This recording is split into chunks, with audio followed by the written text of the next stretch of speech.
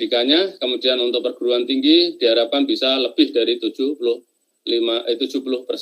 dengan adanya Merdeka Belajar ini.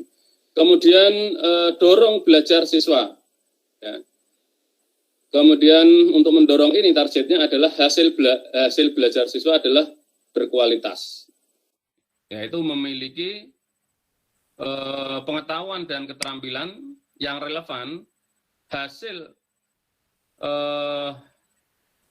hasilnya berkualitas tinggi, ya, dan lebih besar 90% tingkat penempatan kerjanya.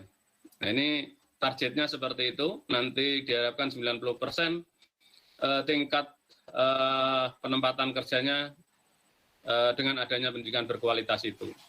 Kemudian target berikutnya yang ketiga adalah tidak ada anak yang tertinggal atau distribusi yang merata, baik secara geografis maupun status sosial ekonominya. Ya, ini target-target dari Merdeka Belajar dengan pendidikan yang berkualitas. Nah, oleh karena itu perlu ada, untuk mencapainya, perlu ada perencanaan berbasis data, yaitu berdasarkan rapot pendidikan sebagaimana yang sudah di-launching oleh Menteri Pendidikan dalam Merdeka Belajar episode 19. Kemudian Bapak Ibu, perencanaan berbasis data adalah sebuah perubahan kebiasaan untuk mendorong satuan pendidikan dan dinas pendidikan menyusun kegiatan peningkatan capaian pembelajaran berdasarkan fakta. Yang pertama yang dilakukan harusnya adalah mengidentifikasi masalah berdasarkan indikator yang ditampilkan di dalam rapot pendidikan. Nah, beberapa sekolah sudah download rapot pendidikannya, maka di sana nanti bisa dilihat sebetulnya apa yang menjadi masalah, ya, di dalam sekolah masing-masing. Ini nanti diidentifikasi masalahnya. Kemudian langkah kedua adalah melakukan refleksi capaian pemerataan dan proses pembelajaran di satuan pendidikan dan daerah masing-masing. Jadi setelah diidentifikasi masalahnya, direfleksi. Kemudian yang ketiga, melakukan pembenahan melalui perumusan kegiatan dalam bentuk rencana kegiatan dan anggaran satuan pendidikan, BOS dan BOP dan daerah atau APBD. Nah, ini makanya Bapak Ibu, karena nanti ada terkait dengan BOS, BOP, maka bendahara BOS diharapkan bisa mengikuti kegiatan ini. Ini langkah untuk perencanaan berbasis data, mulai dari identifikasi masalah dari hasil rapot mutu, melakukan refleksi, dan melakukan pembenahan. Rapat pendidikan hadir untuk membantu satuan pendidikan mengatasi permasalahan dalam melakukan peningkatan kualitas pendidikan. Yang pertama, satuan pendidikan terbebani oleh banyak lembar-lembar evaluasi yang beragam. Ini yang terjadi dahulu, ya, sebelum rapat pendidikan ini hadir. Ya. Yang kedua, seluruh lembar evaluasi tersebut menghasilkan hasil yang juga beragam, berbeda, dan kadangkala hasilnya bertentangan antara satu dengan lainnya. Ini saya kira semua sekolah merasakan bahwa ketika kita menganalisis SWOT atau menganalisis kontekstual, itu data yang diambil banyak, ya, beragam, mulai dari data akreditasi, data PMP, dan data-data yang lain. Ya. Ini nampaknya menjadi persoalan. Akibatnya satuan pendidikan juga tidak memahami apa yang perlu diperbaiki dari beragam hasil evaluasi tersebut. Ini akhirnya karena yang harus dipakai mana, standarnya mana, dan ternyata antara data-data yang satu dengan lainnya ketika diisi itu hasilnya berbeda-beda, sehingga sekolah menjadi atau satuan pendidikan sulit untuk memahami apa yang harus diperbaiki. Inilah yang terjadi sebelumnya, sehingga pentingnya rapat pendidikan berbasis data untuk menghilangkan hal-hal seperti yang kita sebutkan tadi.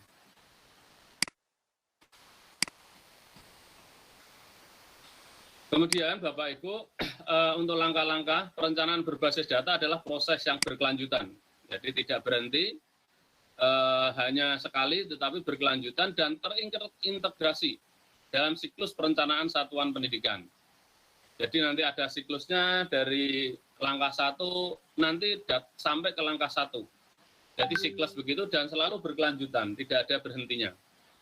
Langkah yang pertama yang dilakukan di dalam perencanaan berbasis data adalah analisis profil pendidikan. Yang kedua, langkah kedua adalah analisis akar masalah. Ya. Kemudian yang ketiga, merumuskan program dan kegiatan. Yang keempat adalah memasukkan dalam dokumen perencanaan dan anggaran. Jadi kalau Bapak Ibu yang sudah mengikuti penguatan kepala sekolah, ya saya kira langkah-langkah ini sudah menjadi hal biasa karena ketika ada penguatan kepala sekolah adalah proyeknya ini. Proyeknya adalah menganalisis permasalahan-permasalahan yang dihadapi sekolah, kemudian membuat program pengembangan sekolah melalui langkah-langkah seperti ini, mencari masalah, kemudian akar masalahnya, kemudian dirumuskan menjadi program kegiatan, kemudian memasukkan dalam dokumen perencanaan dan anggaran. Ini yang kalau yang sudah mengikuti penguatan maupun CKS yang sudah lalu-lalu, maka ini sudah saya kira sudah hal biasa dan bisa dilakukan. Nah, kemudian data dari RKJM, perencanaan jangka menengah, RKT, perencanaan tahunan, dan RKAS, dokumen anggaran, dimasukkan di dalam langkah keempat. Setelah langkah keempat jadi atau selesai, maka dilakukan pelaksanaan kegiatan. Jadi yang sudah direncanakan dilaksanakan, kemudian dilakukan yang langkah keenam adalah monitoring dan evaluasi. Jadi ada 6 langkah untuk perencanaan berbasis data dalam bentuk siklus, ya, yang berputar dari 1, 2, 3, 4, 5, 6 kembali ke 1. Dan itu menjadi pekerjaan rutin yang berkelanjutan di sekolah. Ya. Dimulai dari analisis profil pendidikan, analisis akar masalah, perumusan program, memasukkan ke dalam dokumen perencanaan anggaran, pelaksanaan kegiatan, dan monitoring evaluasi, dan kembali ke langkah 1. Inilah Bapak Ibu siklus dari perencanaan berbasis data. Kemudian perencanaan berbasis data dilakukan di tingkat pemerintah daerah dan satuan pendidikan.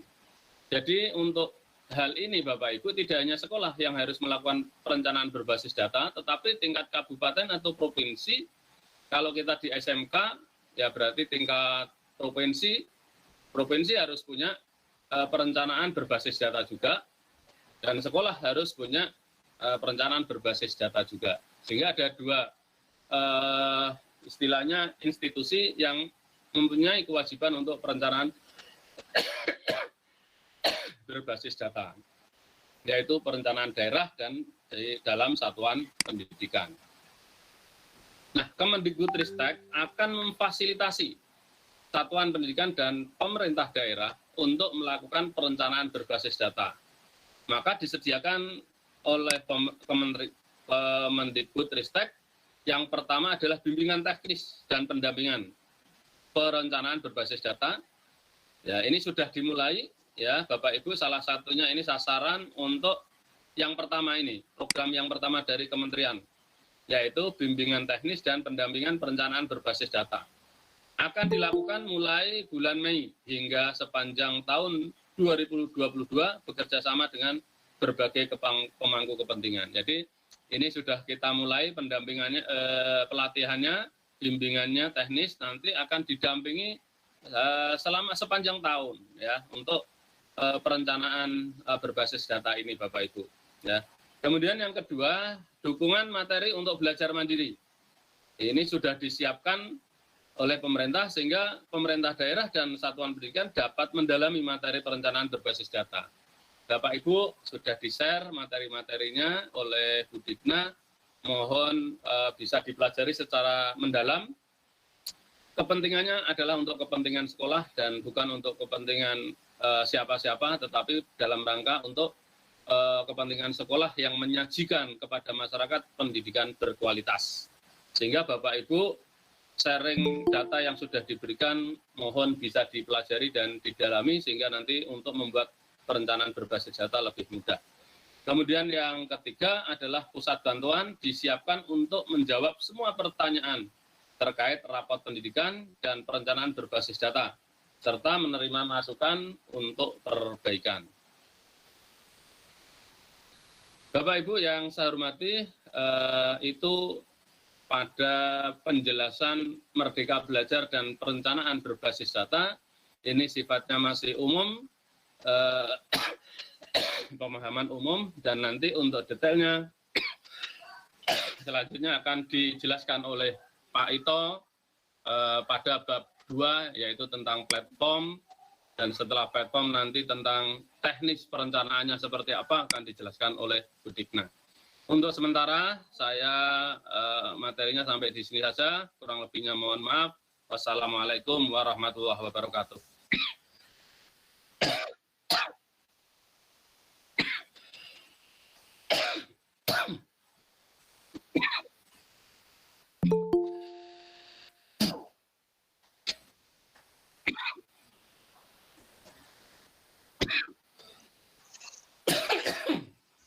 Nggak apa-apa lah. Ya, nanti aja ya, dilanjut saja dulu materinya Pak Ito. Ya, ya.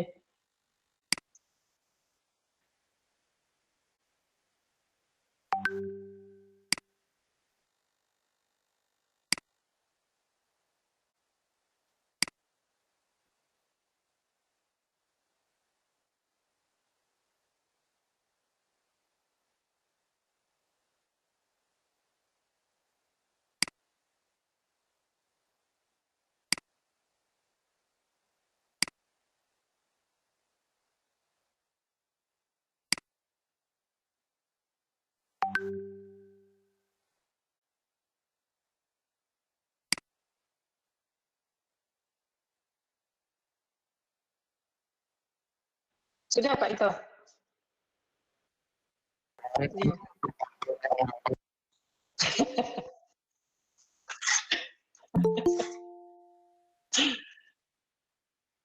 Oke, siap.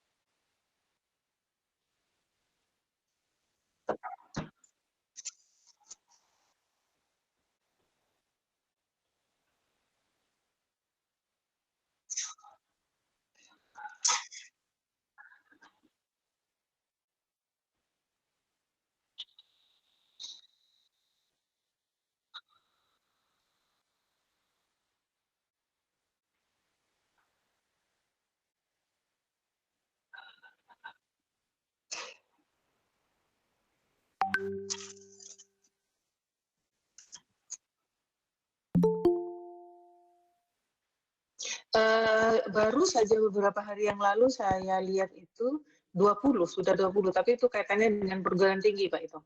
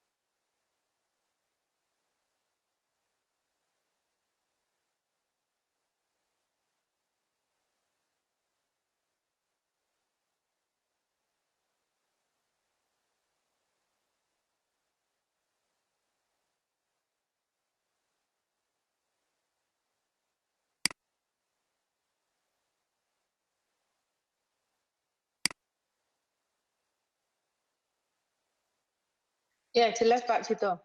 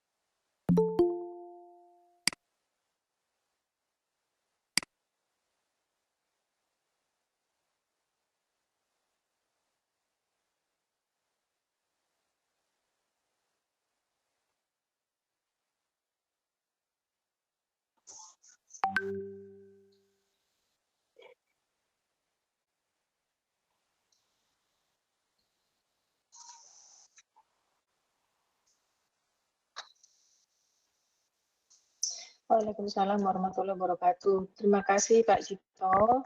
Ya. Halo Bapak Ibu, semangat pagi. Pagi. Pagi, semangat. Semangat. Dengarnya.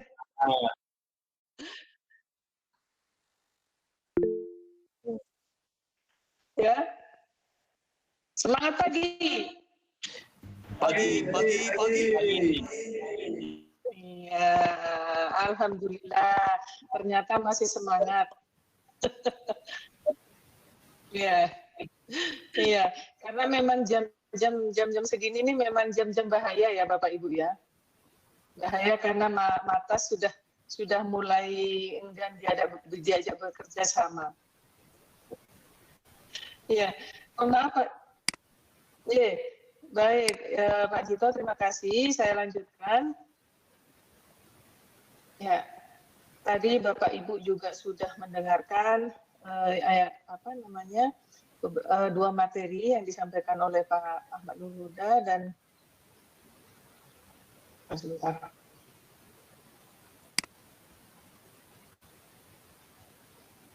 Aduh. Bentar Bapak Ibu. Iya.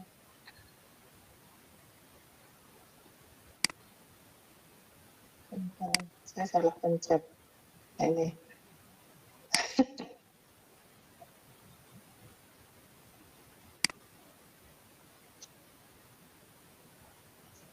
Aha.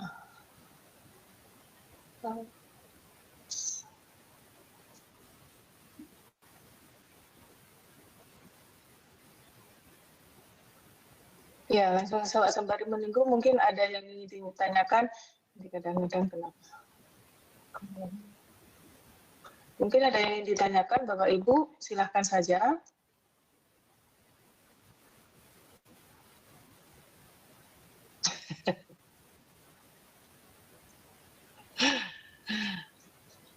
Setuju. Belum tampil materinya, Bu. Iya. Ini saya ada kendala nih. Entah kenapa nih.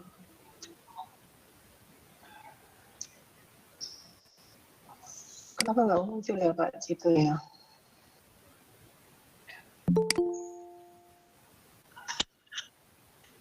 Iya.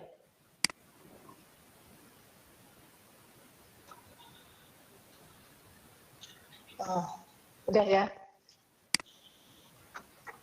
Udah muncul ya Pak? Ya, sudah tampil, Bu.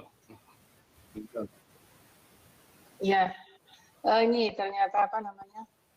Jaringannya. Ya, baik Bapak Ibu. Bismillahirrahmanirrahim. Saya akan sampaikan beberapa slide dari bab 3 ini. Ya. Nah, ini tadi juga sudah disampaikan baik oleh Pak Uda juga oleh Pak Jito bahwa untuk kegiatan kita 3 hari ini ada 4 bab yang akan kita diskusikan. Nah, untuk yang ketiga ini yang akan saya sampaikan itu ada beberapa hal. Nah, sini jadi di bab 3 ini dalam perencanaan berbasis data di satuan pendidikan, kita bersama-sama nanti Bapak Ibu ya, terutama karena Bapak Ibu yang memiliki data, artinya rapor pendidikan yang Bapak Ibu miliki. Jadi Bapak Ibu nanti mengidentifikasi masalah dan akar masalah berdasarkan profil pendidikan. Ya. Kemudian beranjak dari situ, kemudian nanti ada menetapkan solusi penyelesaian akar masalah. Ya, ketika Bapak Ibu menemukan masalah, mengidentifikasi, kemudian Bapak Ibu diminta untuk mencari akar permasalahan tersebut. Ya, kemudian dicari solusinya, beberapa solusi dari penyelesaian dari akar masalah tersebut, kemudian memasukkan solusi pada dalam dokumen perencanaan dan anggaran. nanti kita akan diskusi tentang hal itu, Bapak Ibu. Ya, tadi Pak Ahmad Nurul Huda juga sudah menyampaikan bahwa kenapa di sini sekolah menggunakan aplikasi, ini aplikasi ya Bapak Ibu ya, yang dijadikan dasar rapor pendidikan di sini adalah ini data ini memang sudah valid ya Bapak Ibu ya, insya Allah valid karena dari berbagai sumber, dari BPS, kemudian dari ujian nasional, kemudian dari Dapodik dan lain sebagainya, ada 8 unsur di situ. Nah, sehingga satuan pendidikan dan daerah itu dapat melakukan perubahan, ya, perubahan mindset. Ya, tidak lagi ketika merencanakan untuk kemajuan sekolah itu tidak lagi seperti biasanya, tetapi tidak, itu betul-betul berdasarkan kebutuhan dan disesuaikan. Ya. Nah, di sini sehingga ketika karena itu sesuai Bapak Ibu, sesuai dengan yang dibutuhkan, perubahan itu akan menjadi bermakna karena memang kita mencontohkan pada diri kita sendiri ya Bapak Ibu, ketika kita berubah karena memang kita butuh itu, ya, karena kita berhasil menggali potensi yang kita miliki, maka perubahan yang kita alami itu akan lebih bermakna. Begitu juga dengan sekolah Bapak Ibu. Nah, ya, jadi di sini Bapak Ibu, rapor pendidikan yang dijadikan acuan, kemudian untuk melakukan perencanaan tersebut, kemudian refleksi diri. Nah, ini dan itu berkelanjutan dari tahun ke tahun, dan dalam hal ini Bapak Ibu juga dapat melibatkan kementerian secara aktif dalam proses perencanaan. Nah, pendampingan yang menyeluruh dan berkelanjutan, dan ada monitoring dan evaluasi pelaksanaan kegiatan secara terus-menerus. Nah, tadi Bapak Huda juga sudah menyampaikan ya Bapak Ibu ya, sedikit saya ulang saja. Nah, kemudian pada tahapan pelaksanaan perencanaan berbasis data disusun agar satuan pendidikan dapat mengidentifikasi, sudah saya sampaikan juga, kemudian karena ada identifikasi, kemudian Bapak Ibu menemukan masalah tersebut, kemudian dicari masalah itu akarnya dari mana, sehingga itu juga sebetulnya itu juga proses dari refleksi Bapak Ibu. Ya, karena adanya refleksi, maka kita tahu bahwa oh ya, yang kurang saya di sini. Oh ya, yang harus saya perbaiki di bagian ini. Karena sudah sadar, kemudian dibenahi kondisi satuan pendidikan Bapak Ibu. Ya.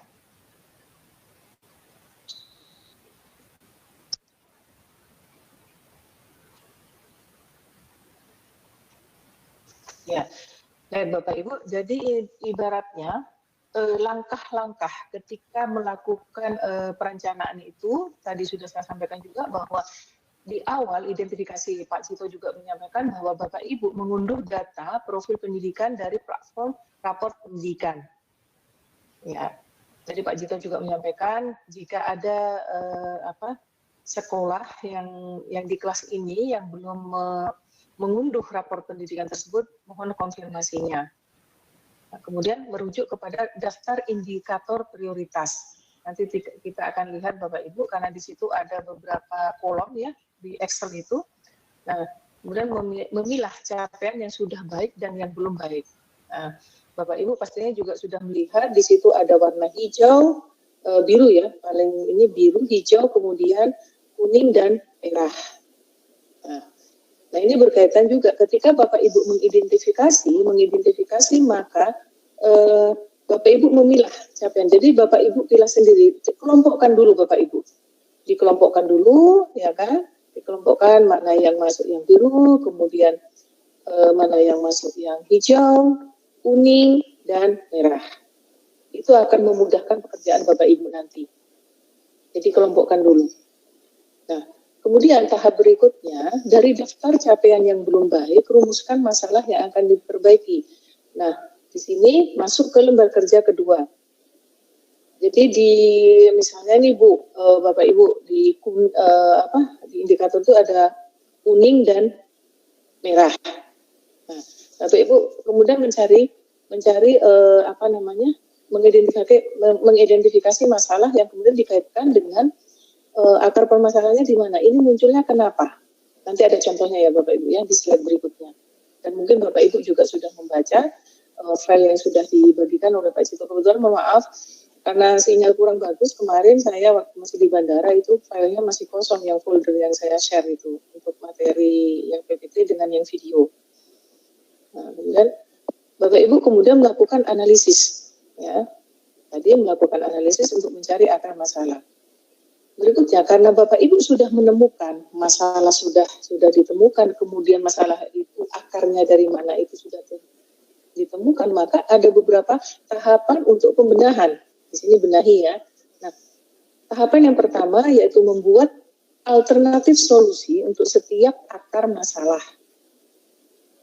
Setiap akar masalah ya Bapak Ibu ya. Nah, kemudian memilih solusi yang akan dilakukan dari alternatif solusi. Ya.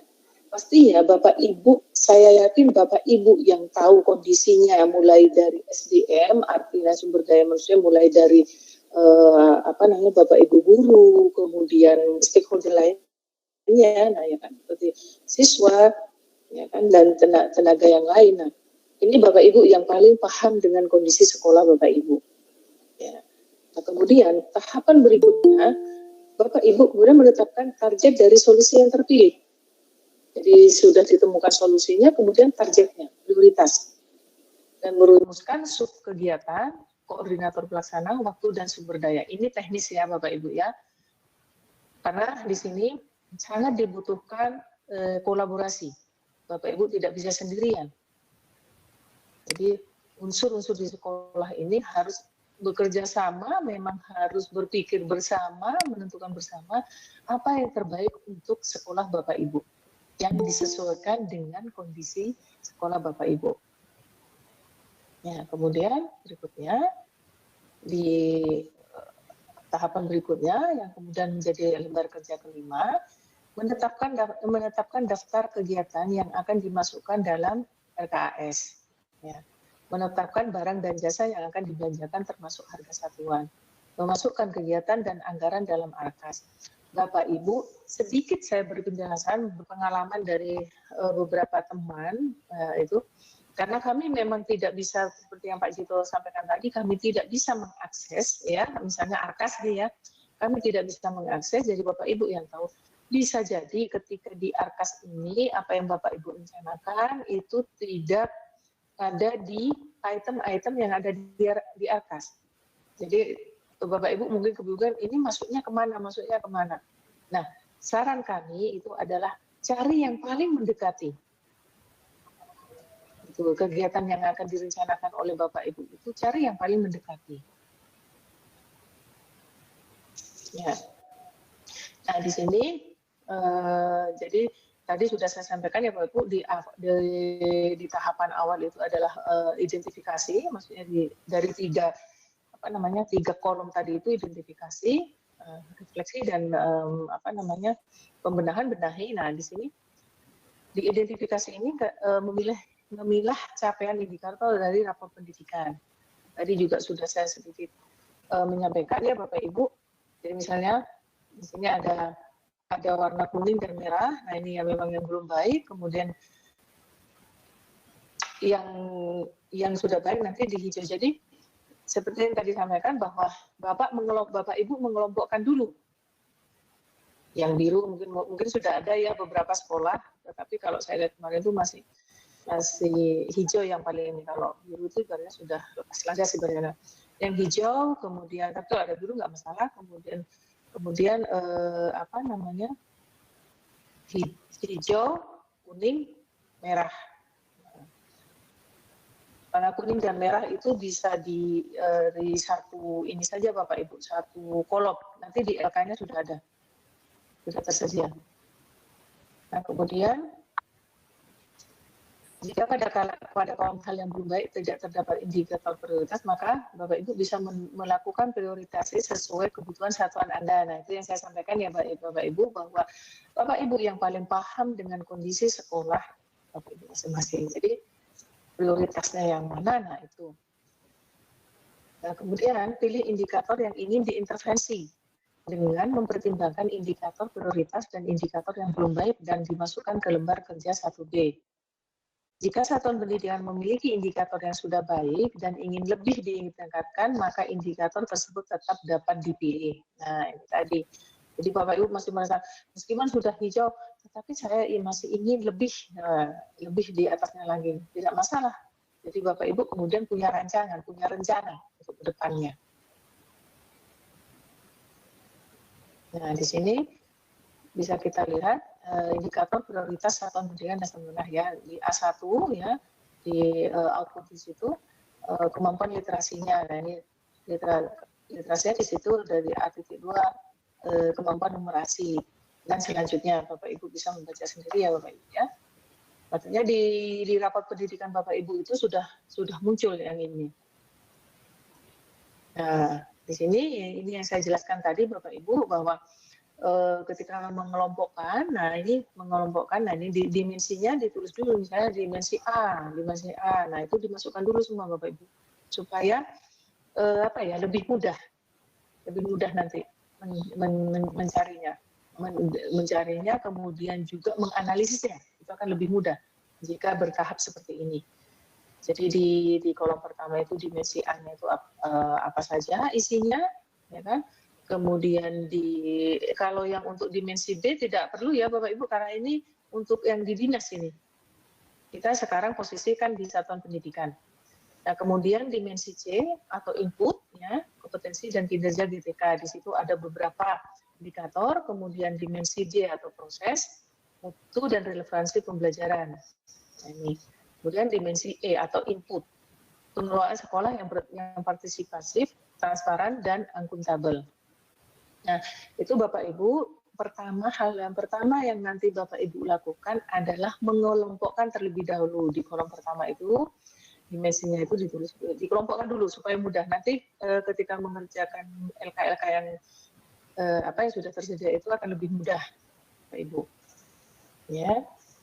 Kemudian yang sudah hijau ini yang di tengah ini, kemudian yang di kolom ketiga itu hal yang belum baik, itu yang kuning dengan merah. Nah, Bapak Ibu, di situ di aplikasi yang rapor pendidikan itu ada yang masih berwarna putih, betul tidak? Betul. Betul ya. Nah, tapi itu di situ kan ada ininya Pak ya, ada angka ya Pak ya.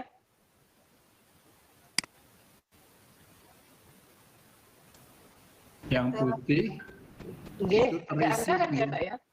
Yang putih ya, terisi belum tersedia Bu datanya. Iya betul Pak, iya Pak. Jadi karena ini memang ini aplikasi baru ya Bapak Ibu, aplikasi baru nantinya pasti akan ada upgrade Pak. Jadi tidak masalah, paling tidak sekarang Bapak Ibu sudah paham apa yang harus dilakukan.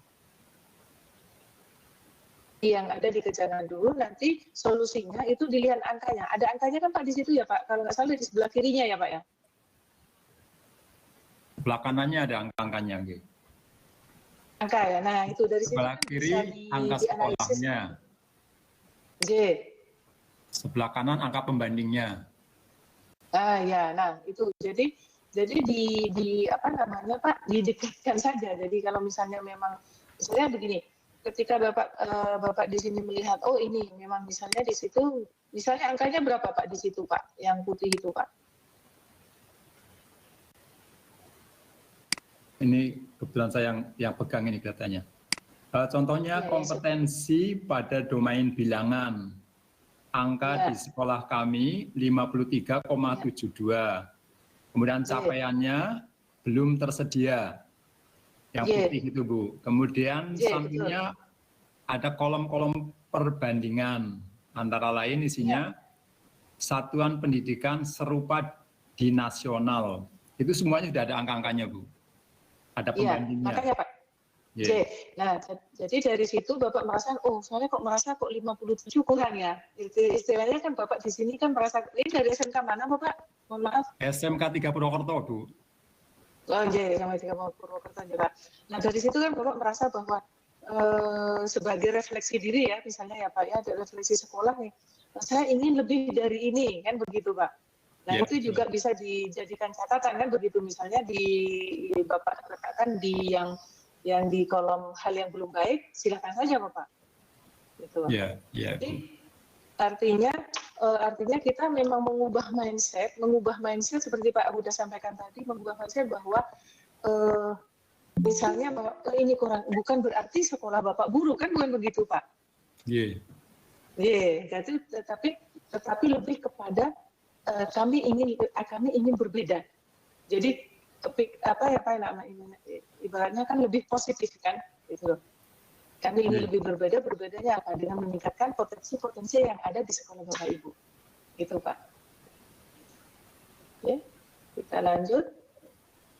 Nah, untuk yang lembar kerja 1A, Bapak, nantinya di sini kan sudah saya jelaskan juga bahwa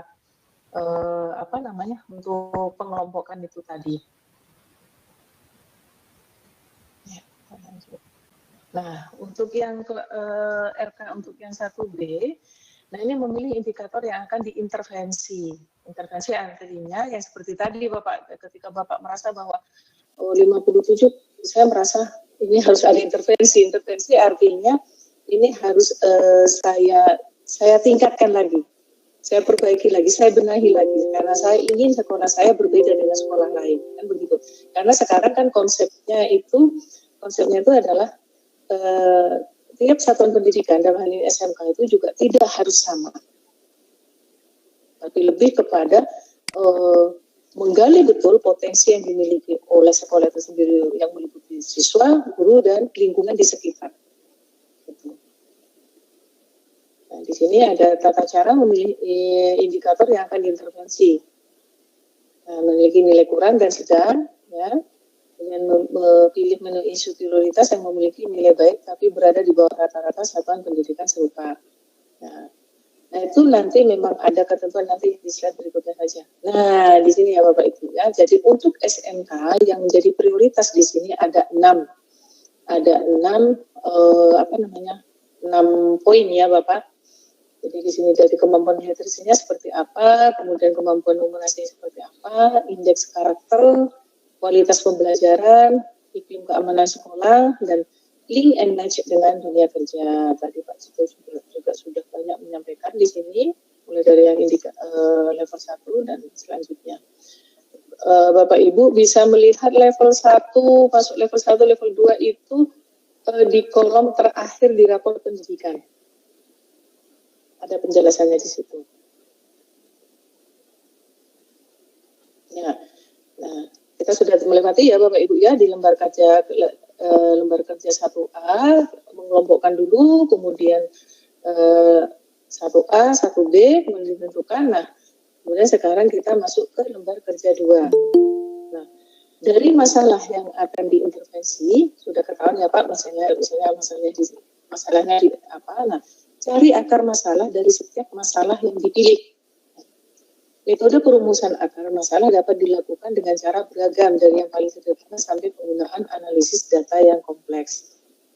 Nah, di sini akar masalah dari indikator level 1 yang tadi itu dapat ditemukan dari indikator level 2. Nah, ini sebetulnya saya untuk kalimat ini membingungkan. Kita fokus saja ke kalimat berikutnya Bapak Ibu.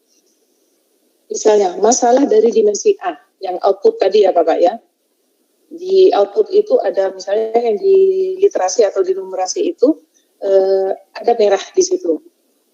Nah, kemudian dari situ dapat ditemukan dari indikator di dimensi D atau proses, dan dimensi C dan E atau E input. Jadi, Bapak Ibu ketika Bapak Ibu menemukan, maksud saya di indikator di output itu ditemukan, oh ini berkaitan, coba cari apa yang menjadi penyebab. Nah, untuk mencari penyebabnya itu di dimensi D, C, dan E. Nah, itu mana yang masuk. Nah, itu jadi untuk mencari akar permasalahannya dari situ. Oh, ternyata masalah ini timbul. Saya begitu Pak, Bapak Ibu, ketika saya mengikuti BIMTEK itu saya menggunakan bahasa sendiri, dan semoga ini juga apa yang saya sampaikan itu juga memudahkan Bapak Ibu untuk memahami, karena Saya kalau hanya berdasarkan slide seperti ini malah justru bingung. Jadi misalnya Pak, di output di A, di bagian A. Nah, itu kan jelas masalahnya. Masalahnya muncul di situ. Oh ini. Carilah akar apa sih yang menjadi penyebabnya, atau kasarannya bercanda nih ya Bapak Ibu. Biang keroknya ini apa nih ya? Oh ternyata ada di D misalnya, ternyata ada di prosesnya yang menyebabkan ini. Nah itu kan dicatat Bapak Ibu. Jadi masalahnya apa, kemudian apa yang menjadi penyebab itu dimasukkan ke lembar kerja 2 itu tadi. Ya kan nanti ada contohnya Bapak Ibu, jangan khawatir. Don't worry, be happy pokoknya dengan Pak Cito dan Pak Uda ya Pak ya.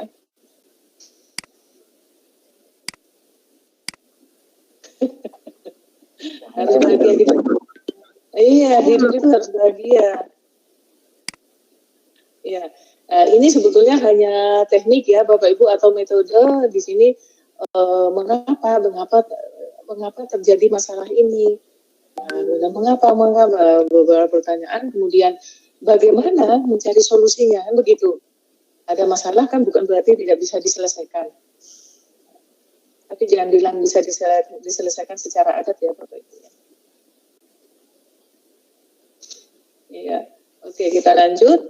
Nah, akar masalah dari suatu output dapat ditemukan, ini yang saya sampaikan tadi, dalam dimensi D sebagai proses dan dimensi C dan E sebagai input sesuai dengan model kerangka penilaian.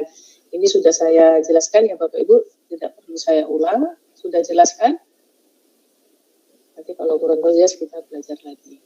Belajar bersama. Nah, setelah mengidentifikasi akar masalah lewat metode tertentu, kemungkinan akar masalah dimasukkan di lembar kerja 2 di kolom akar masalah sesuai dengan hubungan sebab akibatnya. Itu tadi, jadi hubungan sebab akibatnya maksudnya ini masalahnya jelas permasalahannya, kemudian dicari nih diantaranya apa sih yang menjadi masalah di sini.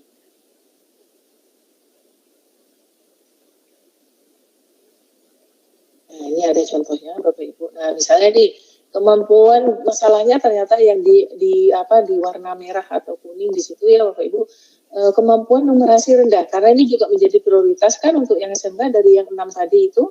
Nah, akar masalahnya ternyata ada di misalnya di proses, ternyata dia ada di proses Bapak Ibu, ada di D ya.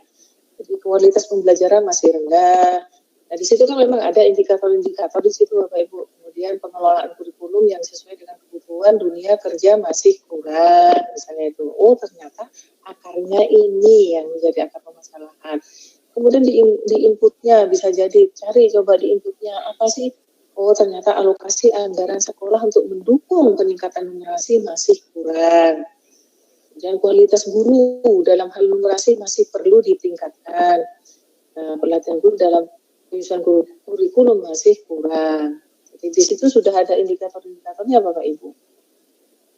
Dari dimensi-dimensinya itu.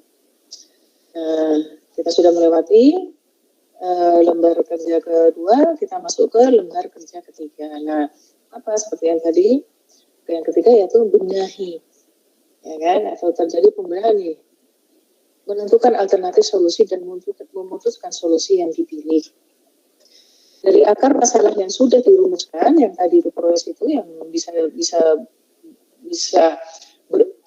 disebabkan oleh proses input. Nah, silakan mengisi kolom alternatif solusi untuk menyelesaikan akar masalah yang teridentifikasi. Nah, pilih satu atau beberapa solusi yang diyakini paling efektif dan efisien. Nah, ini. Yang mana, kenapa efisien dan efektif? Karena itu memberikan dampak yang signifikan bagi satuan pendidikan yang Bapak Ibu miliki itu pada pencapaian tujuan dan usaha dan sumber daya paling rendah. Jadi misalnya di sini, ini yang versi yang paling sederhana Bapak Ibu, ya masukkan masalah dari lembar kerja 2 itu tadi. Untuk yang lembar kerja ketiga ya Bapak Ibu kan sudah ada ya masalah itu. Kemudian akar masalahnya tetapkan akar masalah hasil analisis dari lembar kerja kedua. Kan sudah dianalisis tadi nih sama Bapak Ibu. Nah kemudian lakukan alternatif solusi. Buat daftar solusi untuk menyelesaikan akar masalah sebanyak mungkin. Nah ini jadi banyaklah Bapak Bapak Ibu di sini karena sudah dianalisin, oh ya saya ingin berarti ini yang akan saya rencanakan. Jadi rencana kegiatannya itu solusinya itu apa saja kaitannya dengan masalah yang terjadi, artinya yang berdasarkan di rapor pendidikan itu tadi. Nah, dari sekian itu tadi Bapak Ibu, tetapkan solusi yang efektif dan efisien. Ide kan pasti banyak ya Bapak Ibu, karena Bapak Ibu di sini tidak sendirian. Oh, kalau ini seperti ini sebenarnya itu terbuka, kolaborasi, saling open minded. Ya, ide bertukar ide. Ya, di satuan pendidikan Bapak Ibu di sini. Nah, kemudian setelah itu menetapkan solusi. Ini mana nih yang paling urgent ya dari sekian alternatif solusi yang ditetapkan, yang dipilih oleh Bapak Ibu. Nah, solusi di sini boleh lebih dari satu. Misalnya ada 5, oh ternyata bisa 2 yang kami ini yakin ini yang menjadi solusi yang tepat bagi kami karena sesuai dengan kondisi sekolah kami. Gitu. Misalnya Bapak Ibu misalnya memberikan alasan seperti itu, artinya Bapak Ibu punya argumen yang kuat ketika memilih solusi tersebut. Kita lanjut. Nah, di sini contoh di sini karena ada sini misalnya di sini kemampuan numerasi siswa belum memadai ya di outputnya itu. Kemudian akar masalahnya ternyata kualitas guru dalam hal numerasi masih rendah. Nah, kemudian apa nih alternatif solusinya? Nah, karena ini mungkin bisa ada beberapa di sini menerapkan mengundang guru tamu dari dunia kerja ya secara periodik, dan sekarang memang mohon maaf sedikit saya bercerita, mungkin mohon maaf informasinya Bapak Ibu di sini yang SMKPK ada berapa ya Bapak Ibu ya? Mohon informasi.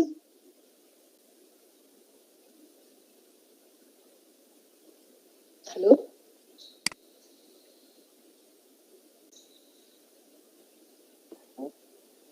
Halo Bapak Ibu? Ya sudah SMKPK ada berapa ya?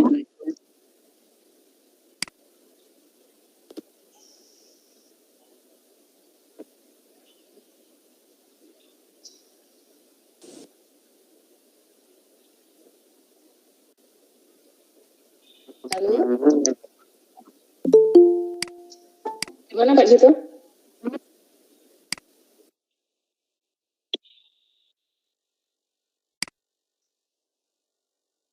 Oh, Pak saya di mute ya. Saya soalnya kan nggak bisa lihat ini, harusnya satunya pakai device lain karena yang satu untuk merekam. Jadi saya biar tahu. Mungkin masih di mute ya Pak Jito ya. Bisa dipanggil? Ya?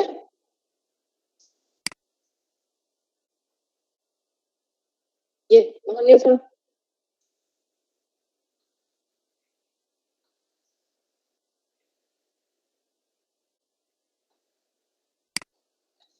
Jadi sedikit saya penjelasan juga, kita lanjut saja ya Pak Jito, bahwa untuk yang di SMKPK itu justru menjadi wajib sekarang saat ini harus melibatkan pihak Dudi, ya katanya sebagai guru tamu itu 50 JP Pak, jadi sama seperti di kantor kita ya, untuk diklat produktif itu 50 JP ya Pak ya, untuk kegiatan itu, ya jadi sama di SMK itu juga. Saya tidak salah 50 JP itu untuk 1 semester. Itu memang. Nah, di sini ada beberapa alternatif solusi Bapak Ibu. Kemudian solusi yang terpilih itu apa? Nah, saya kira memang mengundang pihak Dudi itu memang sangat penting. Hanya memang negosiasinya, kemudian kolaborasi selama ini yang Bapak Ibu bina di sini memang menjadi ibaratnya sangat penting. Jadi tidak kemudian ujuk-ujuk ya. Kalau orang Jawa bilang kan tidak ujuk-ujuk, tidak dengan tiba-tiba, tetapi selama ini saya yakinlah sekolah Bapak Ibu juga sudah bekerja sama dengan pihak Dudi. Ya. Kemudian ada juga solusinya di situ bisa pelatihan guru melalui MGMP, dan ini juga sudah saya yakin Bapak Ibu juga sudah ada ya untuk organisasi yang seperti ini. Ya. Kita lanjut. Nah, untuk yang lembar kerja keempat, itu Bapak Ibu nantinya kemudian menyusun target dan rencana kegiatan. Tadi sedikit sudah saya singgung juga tentang rencana kegiatan ini. Dari hasil solusi yang terpilih di LK3 dimasukkan ke dalam kolom kegiatan LK4. Nah, dari sini nanti Bapak menentukan target untuk 1 tahun di kolom target tersebut. Jadi dalam 1 tahun ke depan apa yang akan Bapak rencanakan. Jadi kemudian tentukan rincian kegiatannya, kemudian dimasukkan ke kolom subkegiatan, tentukan koordinator pelaksananya serta waktu pelaksanaan. Jadi tertata Bapak Ibu berdasarkan tadi yang sudah dari ada masalah, kemudian dicari akar permasalahannya, kemudian untuk dalam rangka untuk membenahi dicarikan alternatif dan solusi dan endingnya solusi yang dipilih ya atau terpilih. Nah, kemudian selanjutnya Bapak di sini membuat target, ya kan? Target di sini berarti ada di situ mulai dari subkegiatan dulu. Pertama menuliskan rincian kegiatan sesuai urutan pengerjaan. Jadi mana yang artinya kan step-stepnya atau langkah-langkahnya itu teratur. Sehingga untuk mengevaluasi itu juga lebih gampang Bapak Ibu. Nah, kemudian setelah itu Bapak Ibu di sini juga memilih koordinator pelaksana. Karena pelaksana misalnya untuk yang pertama nih, yang di subkegiatan pertama tuliskan rincian kegiatan sesuai urutan pekerjaan. Nah, pelaksana aktivitas 1, 2, 3 dan selanjutnya. Artinya itu akan lebih tertata karena masing-masing dari kegiatan itu ada penanggung jawabnya. Masing-masing kegiatan, masing-masing aktivitas itu ada penanggung jawabnya. Jadi saling bekerja sama. Nah, kemudian waktu. Nah, di sini Bapak Ibu menentukan waktu yang paling efektif menurut Bapak Ibu. Nah, waktu selesai. Nah, ini di sini juga sumber daya, di sini sumber anggaran atau SDM-nya. Jadi anggarannya iya, sudah memang sesuai, kemudian SDM sumber daya manusianya. Nah, di sini kegiatan mengundang guru dari dunia kerja secara periodik mengajar materi, data, dan ketidakpastian. Nah, misalnya terdapat 20 kali pertemuan dalam 1 tahun. Nah, di sini kalau kemarin yang saya jelaskan itu yang SMKPK itu bukan pertemuan tetapi lebih kepada JP. Nah, itu sekolah yang paling tahu. Dari 50 JP itu akan ada berapa kali pertemuan. Gitu. Jadi kemudian koordinator ya jelas ini bisa guru. Nah, kalau untuk yang monitoring dan evaluasi pembelajaran di sini kepala sekolah. Nah, ini baru rencana ya.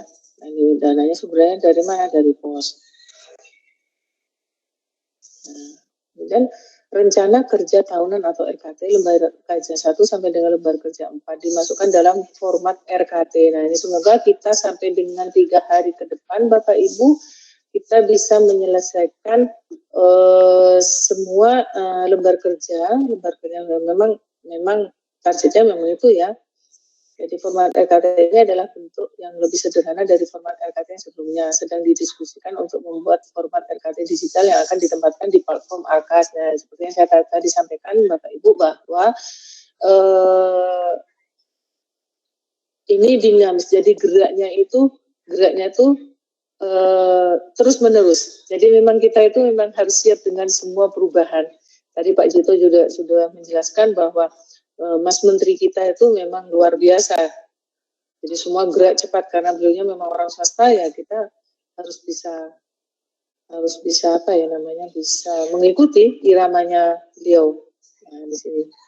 Nah, sini LK1 jelas, LK2 jelas, LK3 jelas, LK4 ini juga ya. Jadi ada beberapa contoh Bapak Ibu bisa membaca sendiri. Nah, kemudian di lembar kerja kelima, contoh memilih kegiatan dalam RKT untuk dimasukkan ke dalam format RKS. Satuan pendidikan memilih kegiatan di dalam RKT yang akan dibiayai pada tahun perencanaan tersebut. Jadi Bapak Ibu sudah tahu karena ada masalah, kemudian apa yang harus dinilai. Nah, itu kegiatan yang terpilih dimasukkan di dalam format RKS. Terdapat 3 pilihan format RKS ya di sini. Bapak Ibu bisa membaca. Jadi berdasarkan pengalaman teman itu memang ada beberapa Bapak Ibu ada beberapa bagian dari yang Bapak rencanakan itu bingung mau di mana, karena di Arkas itu tidak ada. Itu sekali lagi saya sampaikan, pilih yang paling mendekati, karena memang ini kan memang ini terus dikembangkan Bapak Ibu aplikasi ini, jadi jangan khawatir. Jadi saya belum menggunakan aplikasi, di sini ada sekolah dapat menggunakan format LKS manual dan diharapkan dapat bermigrasi ke Arkas. Ini ada contoh. Nah, di sini ada contoh tadi kemampuan literasi rendah. Nah, refleksinya ini tetap ya. Ini identifikasi, refleksi, dan benahi. Itu bisa baca sendiri. Ya. Nah, ini bagaimana?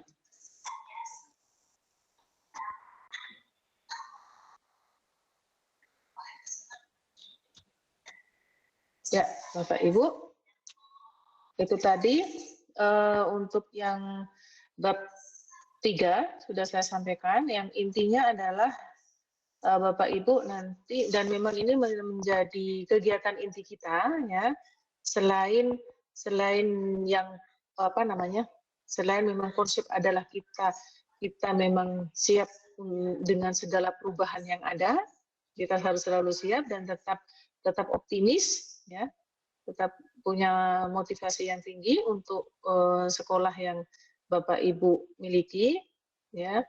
Nah, kemudian masalah-masalah itu bisa Bapak Ibu carikan solusinya. Saya kira cukup untuk yang materi dari saya. Pertanyaan seperti yang tadi disampaikan Pak Jito, ketika materi sudah selesai ya Pak Jito ya. Ya, yang terakhir bisa disampaikan Pak Jito untuk nanti saya bantu saya juga ini. Yang bab 4. Ya.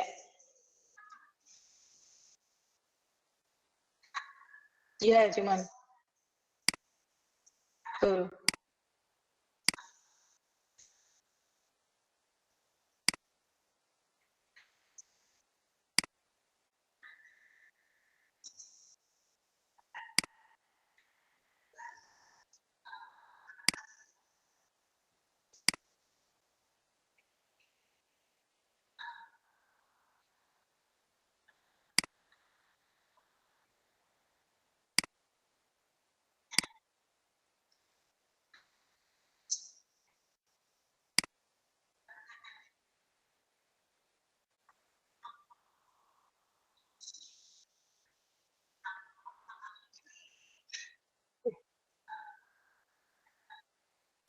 Belum. Makanya saya juga gitu. Saya sih delay terus ini mesti apa? Internet kita yang kurang oke nih, Mas.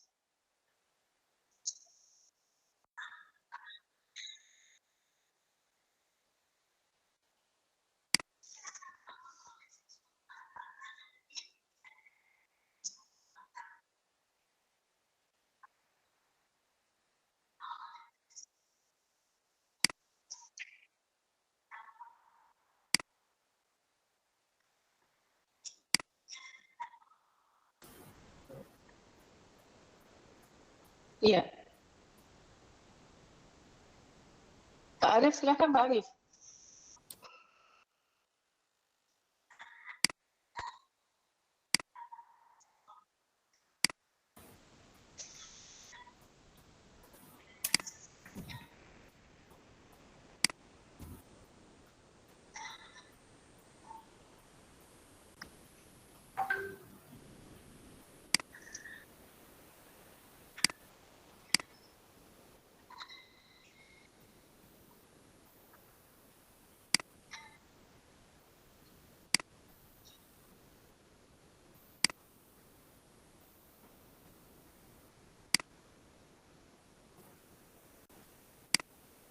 Iya. Nggak muncul ya Pak Cita ya? Oh, tadi saya juga seperti itu. Coba ya, coba ya.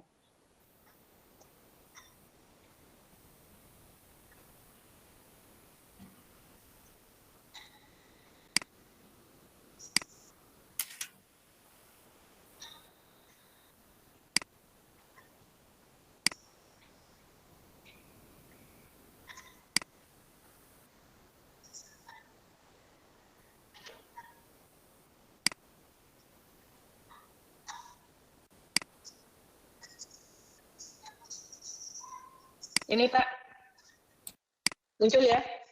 Ya.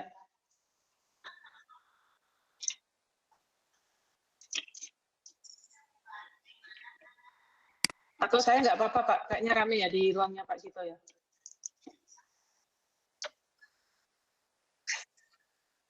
Iya itu sama ya. Saya sendirian, makanya tadi Pak ngajak Pak Cito di sini karena sedang sendirian.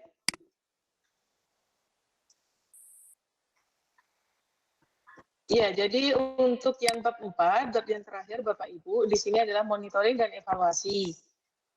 Ya. Jadi diharapkan Bapak Ibu di sini memahami bentuk monitoring dan evaluasi pelaksanaan kegiatan. Nah, di sini untuk melakukan monitoring dan evaluasi, di sini ada beberapa lembar ya, lembar. Nah, jadi tahapannya di sini mengunduh data realisasi kegiatan dan anggaran dari platform Arkas dan bentuk lain, melakukan review ketercapaian pelaksanaan kegiatan serapan anggaran, merumuskan rekomendasi perbaikan. Nah, di sini bukti-bukti perubahannya itu seperti apa? Ya kan?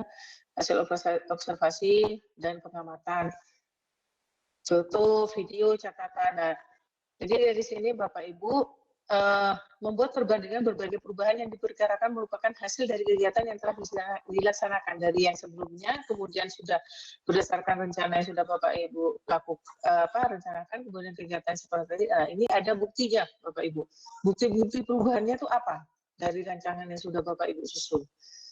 Jadi Bapak Ibu di sini membuat dokumen perubahan dan bentuk foto atau video atau bentuk lainnya silahkan, yang penting ada rekaman di situ. Ada jejak ya Pak Cito ya. Kalau mau dibilang ada jejak ya. Nah, di situ. Jadi kemudian di lembar monef ketiga di sini evaluasi capaian mutunya. Ya, memberikan catatan terkait perbandingan data baik yang meningkat, menurun dan tetap. Nah, di situ ada catatan dari evaluasi yang Bapak Ibu lakukan ya. Dan merumuskan rekomendasi atas temuan evaluasi. Jadi lembar monef 1 di sini ada penjelasannya Bapak Ibu. Tadi juga waktu di bab 3 itu juga saya jelaskan, koordinatornya di sini kan kepala sekolah ya, kemudian berbagi praktik dalam pedagogi ya, pelaksanaan kegiatannya di sini ada, budgetnya berapa, kemudian realisasinya berapa, review kegiatannya seperti apa, dan rekomendasi ke depan seperti apa. Jadi selalu terevaluasi. Makanya kalau tadi saya sampaikan pada Bapak Ibu bahwa kalau itu sudah terencana dengan baik, step-stepnya atau langkah-langkahnya itu teratur, berkesinambungan, Bapak Ibu tidak akan kerepotan. Akan tahu, oh ini di bagian celah ini ada. Beri catatan di situ. Oh iya, sehingga akan ada perbaikan secara terus-menerus Bapak Ibu. Jadi kekurangan di sini bisa direkomendasikan ke depannya bisa lebih baik. Itu jadi misalnya perlu dicari tambahan narasumber, tahun depan perlu diulang ke seperti apa, atau pemberitahuan acara perlu lebih awal, misalnya seperti itu. Nah, di sini pencatatan perubahan Bapak Ibu di sini ya, sebelumnya seperti ini, tidak terdapat kontrak kerja dan pembagian peran. Nah, di situ kan tadi ada kepala sekolah sebagai koordinator, kemudian nanti guru dan seterusnya. Jadi, saya juga sampaikan bahwa kolaborasi ini sangat penting. Berbagi ide. Sehingga nanti Bapak Ibu berperan di situ, punya tanggung jawab masing-masing dari Bapak Ibu di sini punya tanggung jawab di kegiatan tersebut, kegiatan yang untuk memperbaiki kondisi sekolah Bapak Ibu.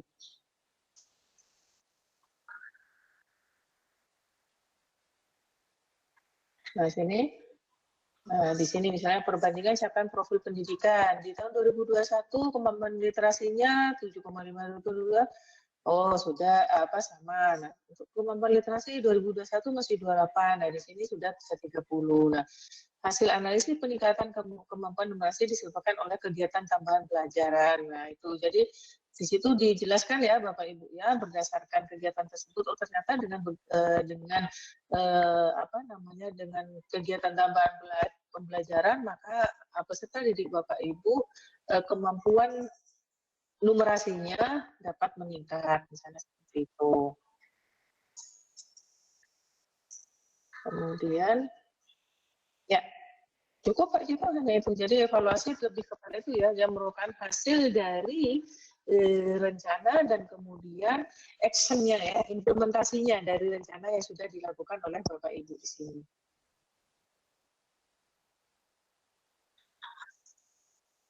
Ya, sama-sama Pak.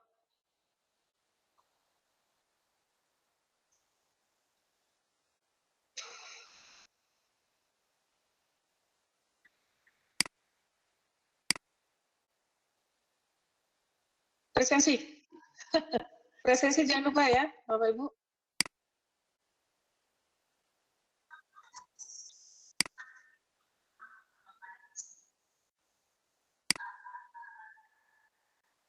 Oh iya.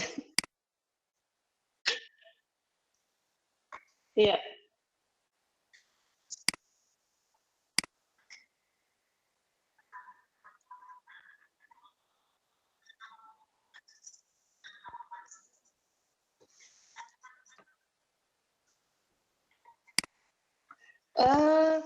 Di ini Pak, di link presensi ada di Linktree Pak, di grup kita Pak. Di grup kita ada Pak, di WAG kita. Iya. Itu nanti tinggal pilih kan Linktree itu kan ada ada materi, kemudian ada presensi. Nah, itu tinggal klik aja Bapak.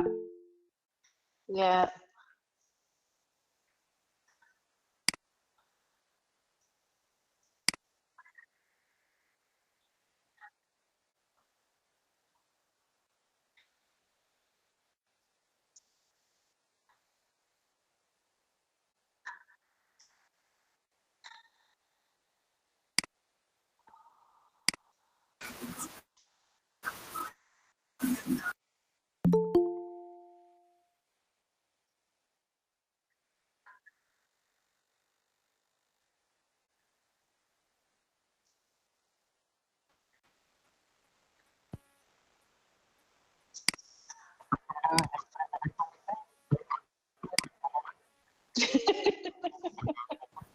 Tanya Pak Cito.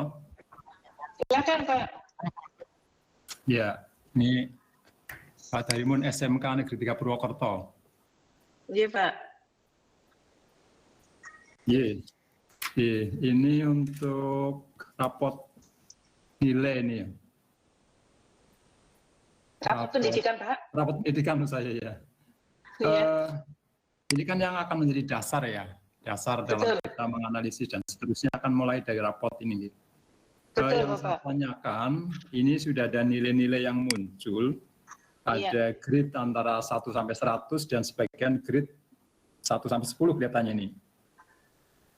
Nilainya, rentang nilainya. Rentang nilai, oh ya, rentang nilai ya. Ya. Kemudian yang saya tanyakan, apakah kita ini hanya menerima dasar ini saja, menerima saja, atau kita perlu mendiskusikan juga dengan tim sekolah, artinya masih ya dalam tanda kutip, ini kok kayaknya tidak pas untuk nilai sekolah saya di bagian ini misalnya saja begitu. Itu masih ada cara seperti itu atau tidak, sehingga nanti kita ya semata-mata ada verifikasi dari tim sekolah. Nilai-nilai yang sudah muncul di situ, kita masih verifikasi lagi dengan tim sekolah, kemudian baru menjadi dasar untuk menyusun rancangan berikutnya, langkah-langkah berikutnya. Itu. Yang pertama itu, ataukah kita, ya itulah nilai itu yang menjadi dasar, ya. Jadi tidak perlu ada verifikasi karena ini sudah lengkap dari berbagai sisi, katakanlah begitu. Nah, itu yang saya tanyakan Ibu yang pertama. Kemudian, siap ya. Lanjut Pak. lanjut ya. Kemudian yang kedua, ini batasan nilai ini kan kebetulan di sini ada nilai yang diperoleh nilai sekolah Anda, kemudian perbandingan. Ya, kalau dilihat dari nilai rentang 1 sampai 100, ini sekolah saya kebetulan kan ya rata-rata paling tinggi yang di halaman 1, ini halaman 1 saja yang saya cetak ya. Halaman berikutnya tidak saya lihat, yang saya lihat di halaman 1 saja. Itu 69. Ya, 69 itu sudah paling tinggi ya di rentang yang rentang 1 sampai 100. Tetapi kalau dibandingkan dengan perbandingan yang lain, karena di situ di samping kanannya ada perbandingan, yaitu ada 4 perbanding kota, provinsi, nasional gitu Ibu ya. Nah, betul. Yang saya tanyakan, karena angka-angka ini kan akan kita tetapkan sebagai mana yang kita pilih nanti untuk membuat rancangan. Nah, kalau nilainya 69 sebenarnya kalau grade-nya 100 itu kan masih jauh gitu ya Bapak Ibu ya. Nah, kita ini dasarnya nanti bagaimana? Apakah kalau misalnya rentang nilainya itu kita misalnya nilai yang bagus mungkin ya 85 lah, 75 begitu nih. Sementara ini 69 saja sudah tertinggi. Tetapi kalau dibandingkan dengan nasionalnya, ya provinsinya saja hanya 64 gitu Bu. Provinsinya 64 ya. Untuk sekolah serupa hanya 60. Artinya sekolah saya sudah di atas rata-rata yang lain, bahkan rata nasional gitu. Nah ini dasar pemikiran kita untuk menyusun programnya seperti apa Bu? Itu saja Bu dulu. Terima kasih. Ya, perlu saya tekankan lagi Pak bahwa yang lebih tahu itu adalah Bapak. Artinya 69 itu baru itu di apa Pak? Di poin apa Pak? Di indikator apa Pak? 69. Indikator kompetensi membaca teks informasi. Iya, berarti di situ warnanya sudah hijau ya Pak? Ini di data capaian belum tersedia Bu, tetapi angka pembanding sampingnya sudah semua. Nah, kalau belum tersedia dan Bapak sudah yakin bahwa sudah baik ya Pak ya, tadi saya sampaikan kan Pak, kalau misalnya yang putih itu, karena itu masih berwarna putih, ya kan, maka dilihat angkanya saja dulu. Nah, kalau dari angka itu memang sudah, apalagi tadi dibandingkan dengan yang lain ya Pak ya, di situ Bapak sudah ibaratnya sudah bagus, ya tidak apa-apa Pak, tidak, maksudnya tidak, kalaupun perbaikan kan tidak begitu urgent seperti seperti di indikator lainnya kan Pak. Iya. Itu, iya Pak. Iya, yang memang memang menjadi fokus kita itu yang kuning dan merah ya Pak Cito ya. Sehingga itu Pak, dan memang tadi yang pertama itu apakah ada semacam verifikasi ya Pak? Tidak Pak. Jadi tadi Pak Cito juga menjelaskan di awal sebelum saya bahwa ini sebentar, saya mau masuk. Nah, bahwa ini memang datanya ya dari rapor pendidikan ini, karena rapor pendidikan ini kan sumber datanya ada 8 unsur di situ Pak. Cuma saya nggak hafal banget ya Pak, yang jelas dari UN, kemudian dari BPS, dari Labori dan jadi ini sudah valid Pak. Kalau dulu ya Pak Punten Pak, kalau dulu kan sekolah sendiri kan ya Pak yang memasukkan ya Pak ya. Untuk yang ABM. Nah, tapi kalau sekarang kan tidak. Kalau yang sekarang kan tidak Pak. Jadi 8 sources Pak itu. Ya, terima kasih Bu. Sami-sami Pak. Mungkin ada yang lain? Mau tanya Ibu. Silakan Ibu. Oke, saya dari SMK 1 Purwokerto. Mau menanyakan pembagian fasilitator Ibu. Di Linktree itu kami kebetulan di Linktree itu kalau tidak salah saya di SMK 1 Jateng 30 kalau menurut di undangan. Itu fasilitatornya Pak Fajar Rasudi, Bu Yanti dan Hakim. Tapi di Linktree itu ada Pak Digna Suharji dan Bu Pak Digna Ahmad. saya, Pak. Ini itu yang betul yang mana sih? Yang betul saya, Bu. Saya tadi sudah kenalan, Bu. Oh, mungkin tadi belum masuk ya, Bu Diah ya. Tadi saya Betul, sudah kenalan, Bu. Tadi masuknya susah banget, Ibu. Jadi terlambat masuk. Tidak apa-apa, Bu Diah. Saya Bu Digna, kemudian Pak Suharjito. Oh, nggih. Oh, nggih. Dengan Pak Ahmad. Kalau Pak Ahmad pasti kenal kan, Bu? Nggih, nggih. Nanti Pak Ahmad nangis kalau nggak dikenal sama Bu Diah ya. Terkait dengan jadwal berarti Dalam besok berarti sesuai jadwal nih nanti Ibu Nun Sewu, karena tadi saya terlambat mungkin informasinya belum saya terima. Jadwalnya kan tanggal 2, tanggal 3 dan tanggal 4. Iya. Berarti sesuai dengan jadwal seperti itu. Iya, Bu, karena kami ada kegiatan lain dan bisanya hanya di tanggal itu, Bu. Saya minggu depan dengan Pak Jito sudah ke usul yang lain. Oh, nggih. Mulainya di jam 8. Betul, Bu. Mulainya jam 1, Bu. Jam 1 siang. Oh, nggih. Ya, dengan pertimbangan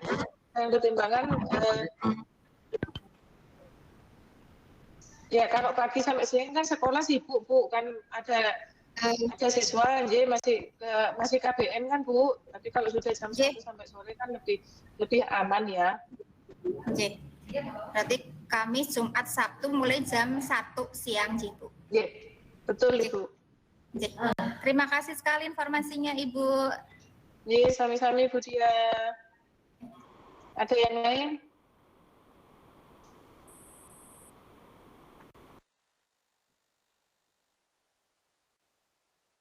Sampun Ibu kalau saya.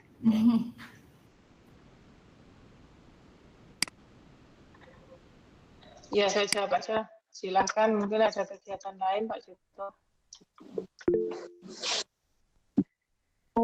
Ibu.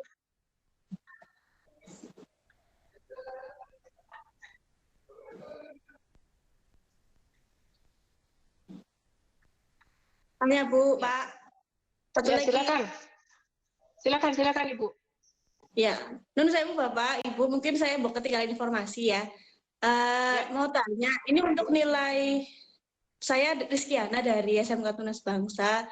Ini mau nanya untuk hasil nilai rapot mutu itu berdasarkan apa saja ya? Maksudnya dari mana bisa dapat poin-poin seperti itu? Nggih. Oh ya, Ibu. Baik, Ibu. Poin Dua aja, Ibu. Silakan dibaca.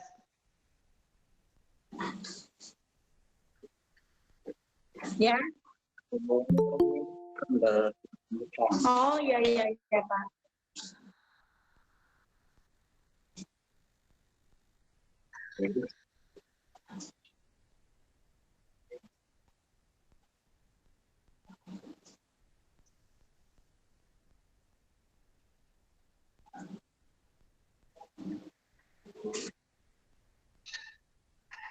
Oh, iya.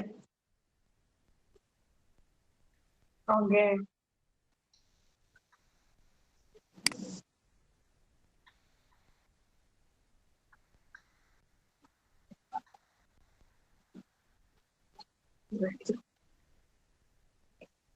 Terima kasih Bapak. Sama-sama, Ibu.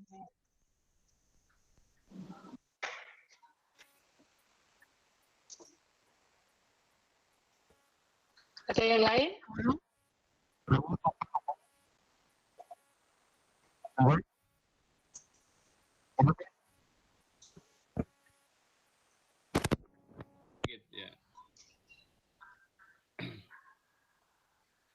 Iya, Pak Huda. Halo, Pak Jito. Halo, iya, Pak. Sudah ya. Oke, jadi mungkin perlu saya penekanan saja untuk masalah tadi ada 3 hal. Pertama identifikasi, kemudian refleksi, kemudian apa lagi benahi gitu ya Bu Digna ya. Iya, betul Pak. Ya ada 3 hal itu yang saya tekankan. ilustrasikan begini Bapak Ibu, bahwa dikatakan untuk membenahi itu bukan masalahnya yang dibenahi, tapi akar masalahnya begitu ya, dari akar masalah begitu. Nah, oleh karena itu ilustrasinya misalnya masalahnya itu mumet gitu ya. Mumet itu kan di kepala begitu ya Pak, Bu. Ya. Di mumet itu kira-kira penyebabnya apa kan begitu. Sehingga tahu bahwa mumet itu misalnya karena banyak utang kan bisa mumet gitu ya. Tapi kalau dikasih bodrek ya nanti enggak sembuh kan begitu. Ya, jadi mumet itu akar masalahnya banyak. Pertama banyak utang, kemudian mungkin banyak tugas, kemudian mungkin memang ya ada bagian badan yang menyebabkan mumet dan begitu. Nah, itulah akar masalahnya begitu. Sehingga dari akar masalah itulah yang nanti diselesaikan. Kalau misalnya banyak utang, mumetnya nanti kalau sudah utangnya dilunasi ya pasti mumetnya hilang. Walaupun dikasih bodrek kalau utangnya belum dilunasi ya nanti tidak akan sembuh itu. Nah, ini gambarannya, ilustrasinya saya kira seperti itu. Sehingga pertama identifikasi berarti masalahnya adalah mumet. Kemudian kalau yang tadi penyebabnya ya refleksi ya, direfleksi itu berarti ada penyebab itu tadi ya, akar masalahnya utang karena ada faktor lain ya, sakit badan yang lain mungkin bisa menyebabkan mumet atau banyak tugas begitu. Bisa jadi masalah mumet sehingga akarnya ada banyak begitu. Kemudian kalau sudah tahu akarnya, akar yang paling utama itu diselesaikan dengan tadi pengobatannya. Kalau misalnya utang tadi saya katakan ya dilunasi nanti mumetnya hilang, tidak dengan bodrek begitu. Saya kira itu yang tambahan saya untuk ilustrasi tadi, ada identifikasi, terus kemudian refleksi dan benahi itu salah satunya seperti itu. Terima kasih Bu Digna. Ya, terima kasih Pak Ahmad. Ya, betul sekali Pak, bahwa kita itu yang fokus kita itu kan ke akar permasalahannya ya. Nah, jadi ketika Bapak Ibu melihat rapor pendidikannya itu, akar masalahnya itu ya di outputnya, yang di bagian A itu di outputnya, nah nanti cari di proses dan input, yaitu di bagian D, E, dan C. Itu ya. Jadi dicari akarnya dari situ. Mana yang ibaratnya bukan cocok ya, tetapi mana yang menjadi sumber masalah gitu loh, dari masalah yang muncul kan begitu ya Pak ya. Iya. Iya. Ya mungkin kalau ada yang ditanyakan. Pak Agung itu, Pak Agung guyang-guyu kita takok gue. Enggak, Pak, hanya saya tuh batin mau buat berapa LK gitu loh. Pak, jangan LK-nya loh Pak, yang jadi perhatian loh Pak. Enggak banyak Pak LK. Hanya 5 kok Pak, hanya 5 kok Pak. Isinya yang banyak, isinya. Gitu. Tergantung Pak, tergantung kalau apa, ininya merahnya tidak. Yang merah huruf penggerak, pokoknya yang namanya penggerak merah semua.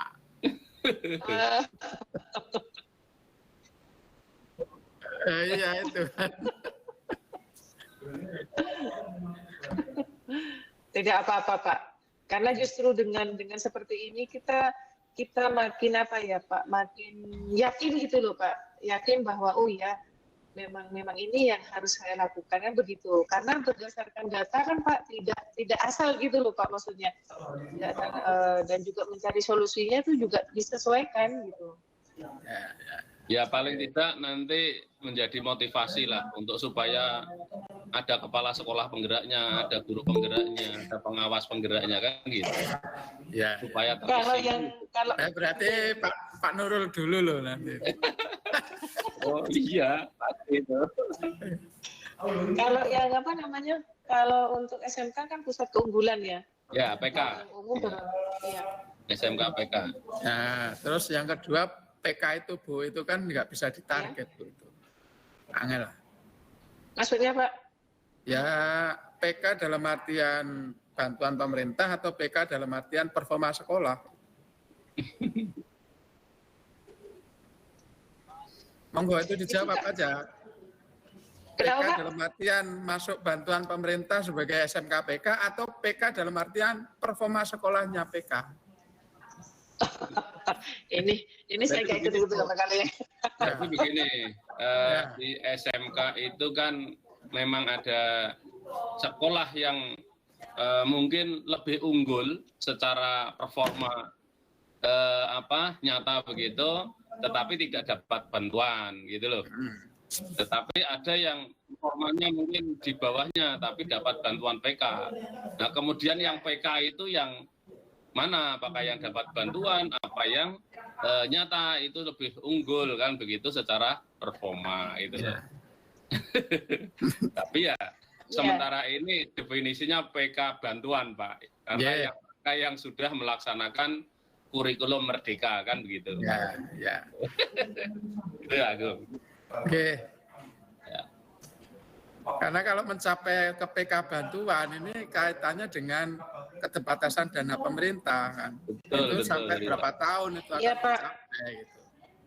Iya, makanya nanti kan akan ada program Pak, itu baru saya masih baru sekali teman yang ikut koordinasi Pak, yang namanya IKEAN itu kan ada 6.100 berapa gitu Pak, untuk yang mandiri. Itu memang tidak dapat bantuan memang. Jadi sekolah SMK itu secara mandiri. Jadi kami yang di balai itu memang punya kewajiban untuk mensosialisasikan tentang kurikulum baru itu, Pak. Iya, sami-sami, Pak.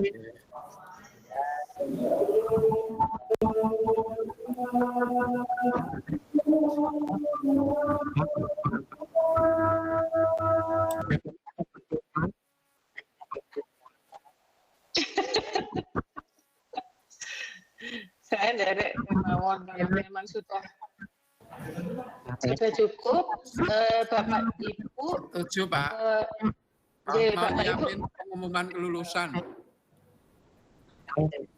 Oh iya, Bapak Ibu jangan lupa mengerjakan LK-nya dan dilanjut besok ya Bapak Ibu ya. Nanti setelah mengerjakan LK-nya itu mungkin ada 2 jam besok itu untuk mendiskusikan kesulitan apa yang dihadapi Bapak Ibu ketika mendiskusikan LK itu di sekolah Bapak Ibu.